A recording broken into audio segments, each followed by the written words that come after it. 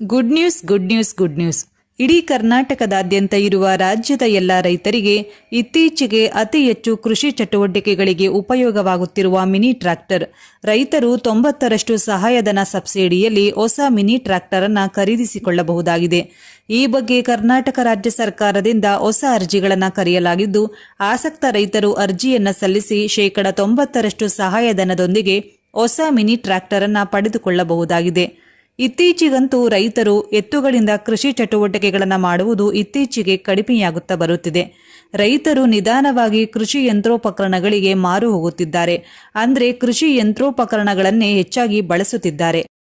ಜಾನುವಾರುಗಳಿಂದ ಮಾಡಿದ ಕೆಲಸಕ್ಕಿಂತ ಕೃಷಿ ಯಂತ್ರೋಪಕರಣಗಳಿಂದ ಮಾಡುವ ಕೆಲಸವು ಅತ್ಯಂತ ಕಟ್ಟುನಿಟ್ಟು ಹಾಗೂ ಅತಿ ಬೇಗ ಮುಗಿಯುವಂತೆ ಕೆಲಸ ಆಗಿರುವುದರಿಂದ ಇತ್ತೀಚೆಗೆ ಕೃಷಿ ಕಾರ್ಮಿಕರ ವೇತನ ಕೂಡ ಹೆಚ್ಚಳವಾಗಿದ್ದು, ರೈತರಿಗೆ ಕೂಲಿ ಕಾರ್ಮಿಕರಿಗೆ ಕೂಲಿ ಕೊಡುವಷ್ಟು ಹಣವನ್ನು ಸಹ ಇಲ್ಲದಂತಹ ಪರಿಸ್ಥಿತಿ ಎದುರಾಗುತ್ತಿರುವುದರಿಂದ ರೈತರಿಗೆ ಅತಿ ಹೆಚ್ಚು ಉಪಯುಕ್ತವಾಗಿ ಕೆಲಸಕ್ಕೆ ಬರುವ ಈ ಮಿನಿ ಟ್ರ್ಯಾಕ್ಟರ್ ಅನ್ನು ಪಡೆದುಕೊಳ್ಳಲು ಇಡೀ ಕರ್ನಾಟಕದಾದ್ಯಂತ ರೈತರಿಗೆ ಸುವರ್ಣಾವಕಾಶ ನೀಡಲಾಗಿದೆ. ಬನ್ನಿ, ನೀವು ಕೂಡ ರೈತರಾಗಿದ್ದರೆ ಅಥವಾ ರೈತ ಕುಟುಂಬಕ್ಕೆ ಸೇರಿದವರಾಗಿದ್ದರೆ ಈ ವಿಡಿಯೋವನ್ನು ಈಗಲೇ ಲೈಕ್ ಮಾಡಿ. ಹಾಗೂ ನೀವು ಕೂಡ ಶೇಕಡ 90ರಷ್ಟು ಸಬ್ಸಿಡಿ ಸಹಾಯಧನದ ಅಡಿಯಲ್ಲಿ ಮಿನಿ ಟ್ರ್ಯಾಕ್ಟರ್ ಅನ್ನು ಖರೀದಿಸಲು ಬಯಸಿದರೆ ತಪ್ಪದೆ ವಿಡಿಯೋವನ್ನು ಕೊನೆಯವರೆಗೂ ನೋಡಿ.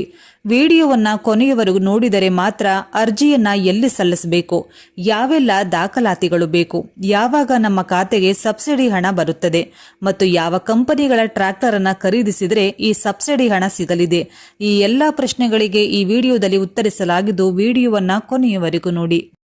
ಕೃಷಿ ಕ್ಷೇತ್ರದಲ್ಲಿ ಕಾರ್ಮಿಕರ ಕೊರತೆ ಹೆಚ್ಚುತ್ತಲೇ ಇದೆ. ಇದರಿಂದ ಸಹಜವಾಗಿಯೇ ಕೃಷಿ ಯಂತ್ರೋಪಕರಣಗಳ ಬೇಡಿಕೆ ಹೆಚ್ಚಾಗ್ತಾ ಇದೆ. ಅಲ್ಲದೆ ರೈತರು ಕೂಡ ಕೃಷಿಯಲ್ಲಿ ಆಧುನಿಕ ತಂತ್ರಜ್ಞಾನ ಬಳಸಲು ಉತ್ಸುಕರಾಗಿದ್ದಾರೆ.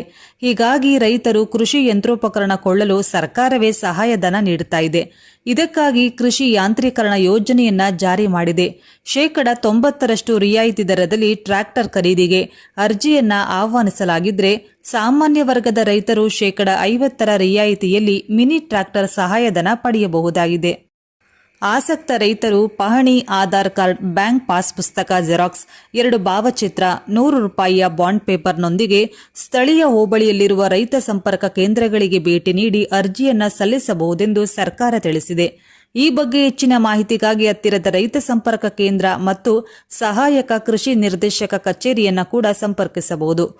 ಕೃಷಿ ಯಾಂತ್ರೀಕರಣ ಮತ್ತು ಕೃಷಿ ಉತ್ಪನ್ನಗಳ ಸಂಸ್ಕರಣೆ ಕಾರ್ಯಕ್ರಮದಲ್ಲಿ mini tractor, power tiller, rotovator, ಕಳೆ ಕೊಚ್ಚುವ ಯಂತ್ರಗಳು, power sprayer, diesel pump set, flour mill, ಯಂತ್ರ ಚಾಲಿತ ಮೋಟೋಕಾರ್ಡ್, ಮೋಟಾರ್ ಚಾಲಿತ ಸಣ್ಣ ಎಣ್ಣೆಗಾಣಗಳು ಮತ್ತು ಇತರೆ ಹೈಟೆಕ್ ಕೃಷಿ ಯಂತ್ರೋಪಕರಣಗಳನ್ನು ಹಾಗೂ ತುಂತುರು ನೀರಾವರಿ ಯೋಜನೆಯಡಿಯಲ್ಲಿ ಶೇಕಡ 90ರ ರಿಯಾಯಿತಿ ದರದಲ್ಲಿ ತುಂತುರು ನೀರಾವರಿ ಘಟಕ ವಿತರಿಸಲಾಗುತ್ತದೆ.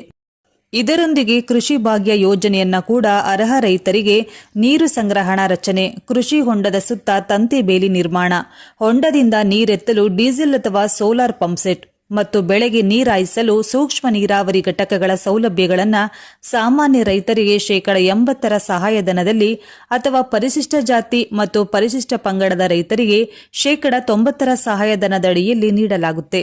ಕೃಷಿ ಭಾಗ್ಯ ಯೋಜನೆಗೆ ರೈತರು ಒಟ್ಟು ಸಾಗುವಳಿ ಕ್ಷೇತ್ರದ 1 ಸರ್ವೆ ನಂಬರ್ನಲ್ಲಿ ಕನಿಷ್ಠ 1 ಎಕರೆ ಭೂಮಿಯನ್ನ ಹೊಂದಿರಬೇಕು.